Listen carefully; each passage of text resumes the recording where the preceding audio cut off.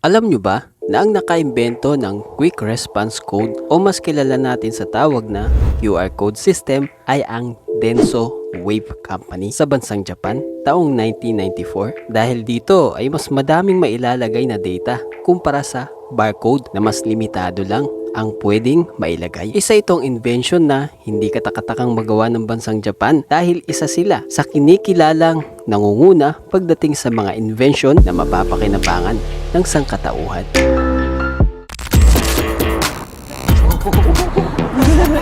My name is Nobumichi Tosa. I come from Japan.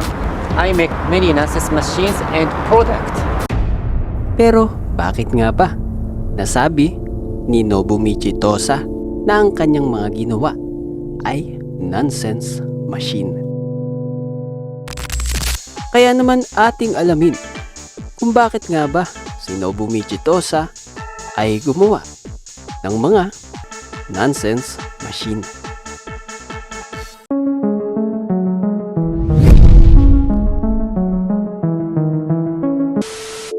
Bago natin alamin kung bakit, nais ko munang ipakilala sa inyo ang iba't ibang kakaibang bagay na ginawa ni Nobumichi Tosa. Sushi Beat. Isa itong electronic musical instrument na kailangang pindutin para makapagbigay ng nakamamanghang tunog. From the name itself, Sushi Beat, ay mukha talaga itong sikat na pagkain sa Japan na sushi na kayang makalikha ng musical beat.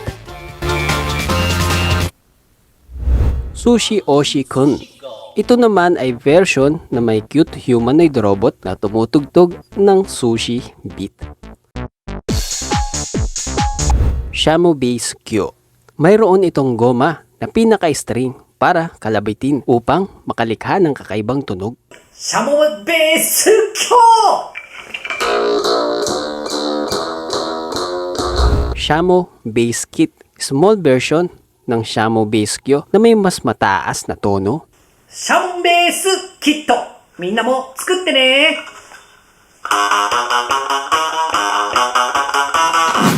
Gum bass na halos gaya din ng Shamo Bass.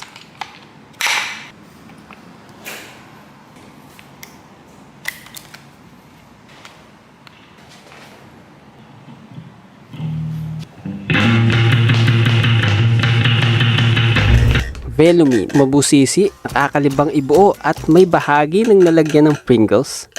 Velumin!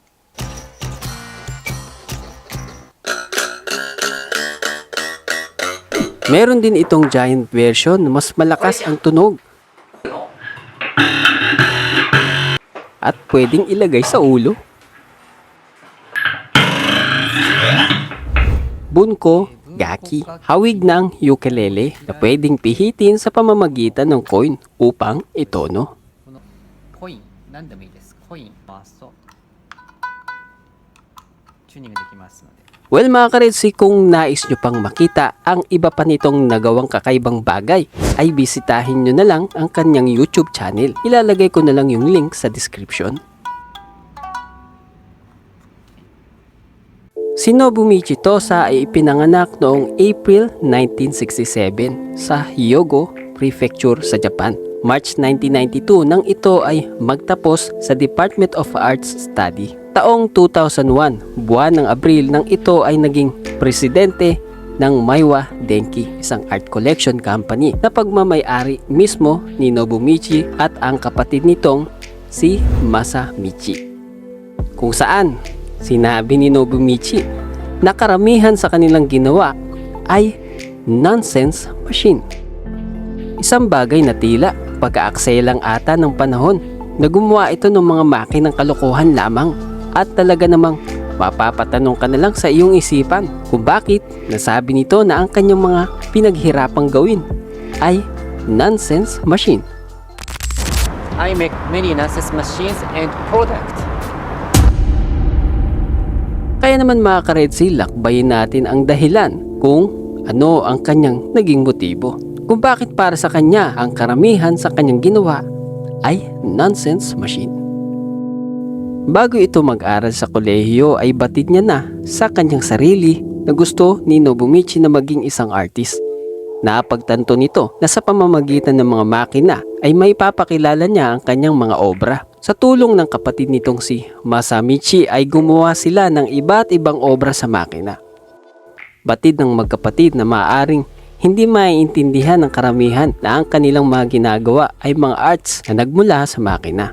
Kaya naman, nagpakilala sila bilang electronic store at maging sa uniforme ay nakaasul upang magmukha talaga itong empleyado ng electronic.